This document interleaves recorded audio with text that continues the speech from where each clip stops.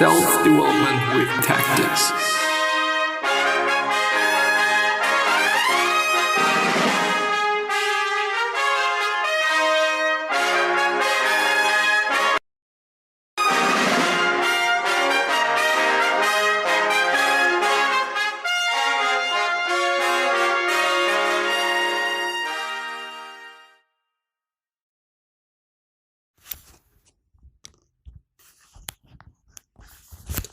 So, because I'm having a bit of time left today, I thought, well, let's just record another thing, which may or may not be something good. Because, I mean, if you think about it, it is not something that I have to do. It is not something that I also myself am forcing myself to do, but it is just a filler, a time filler quite, which per se is, maybe not the best thing one can have, quote unquote. Anyway, let's see. There's an article by the ideas.ted.com site. As always, it is going to be down in the description. And the article is called Why Your Brain Loves It When You Exercise, plus 3 Easy Ways to Work Out at Home. Motivation is not in high supply these days, but ensuring that we move a little bit every day is more important for us than ever, according to Wendy Suzuki, PhD, a neuroscientist at New York University. Dr. Suzuki studies the neurological impacts of exercise, and she says that just a walk around the block or a 10-minute online workout will not only improve your day, but also benefit your brain in a lasting way. Exercising to increase your fitness literally builds brand new brain cells. It changes your brain's autonomy, physiology and function, she explains.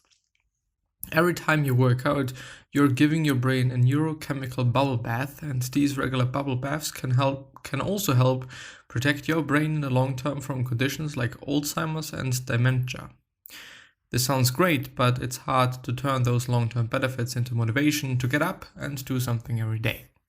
Start by thinking of exercise or any movement as part of your daily routine for caring for your body, like brushing your teeth. Since most of us are currently in staying alive and keeping other people alive mode, getting toned, losing weight, or looking different might not be such useful goals to have right now, even though it's one of my goals. Instead, says Dr. Suzuki, the immediate benefits of exercise can serve as more relevant motivators. It's really the new way to bring wellness to your brain. A single workout increases neurotransmitters like dopamine, serotonin, and noradrenaline. And as these mood boosters can also improve your memory and focus for up to 3 hours afterwards. Not only can this help us in our work, but it's also incredibly good for our mental health. In August 2020, Dr. Suzuki informally tested this out with a group of students in one of her New York University classes over Zoom. Participants took a quick 5-minute anxiety assessment, and then she surprised them with 10-minute Intensati, INTENSATI workout. After they exercised, the students took the assessment again. What we found is the first time they took that assessment, they were scoring at close to clinical anxiety levels, she recalls. After 10-minute workout, their anxiety scores decreased to normal levels. That is why you need to incorporate these bursts of activity in your day. It helps your mental health, and it also helps your cognition, which is something that I'm seeing in my life as well. I work out quite every day, 6 times a week. It is something that I do. It is something that I've, made a habit of.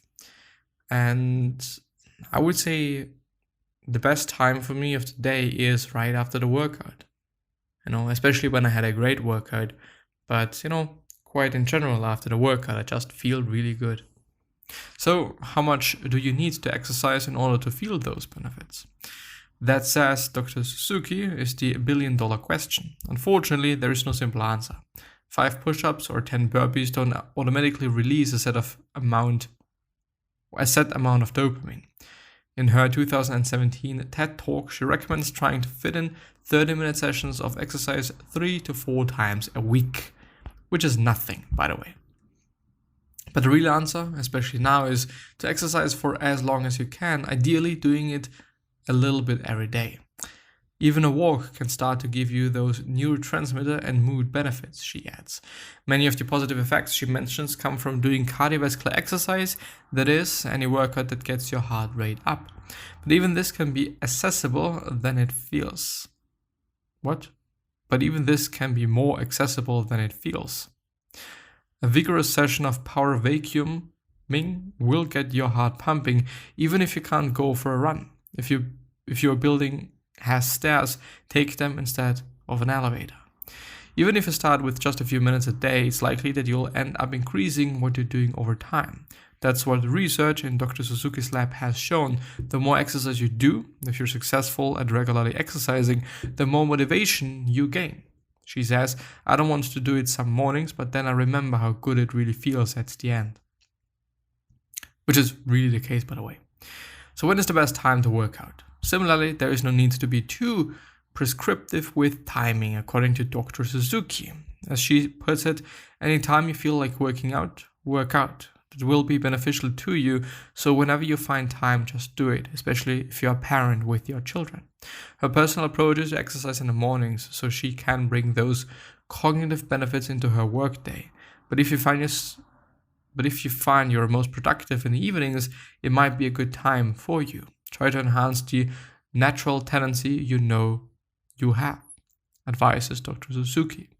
I tend to do it in the morning when I can, when I'm having, when I don't have to work, and when I do have to work, then I'm going to do it in the evening. The complete opposite. But something that is more important for me is the time that I'm having available because I don't want to rush it. Even though I'm having really high volume workouts, I tend to really, really not be efficient. Really, literally, I'm wasting quite a lot of time in between sets, watching YouTube videos, stuff like that. Actually switching YouTube videos while I'm working out, because I want to listen to them. And, there's a lot of time that I'm wasting indeed. And so workouts tend to take quite a long time, but this is, just some time that I'm taking myself and I'm also making space for. That sounds great, but what if you live in a small apartment with 2 kids and your neighbors will complain if you do burpees at 10 p.m.? Then just do fucking push-ups. That is where online fitness comes in. Embrace all the available options and find the ones that work best for your situations, both in length and type of exercise. It's not weird to work out in your living room, she says. It's great. It's so convenient. I love it. Well, I'm doing it every single day. One of the most prolific areas of online fitness is on TikTok, where many coaches and personal trainers are sharing workouts for all body types and living situations, but you can also just search for them on YouTube, by the way. Justin Augustin, a personal trainer based in Montreal, Canada, has been offering short workouts that don't require special equipment or choreography.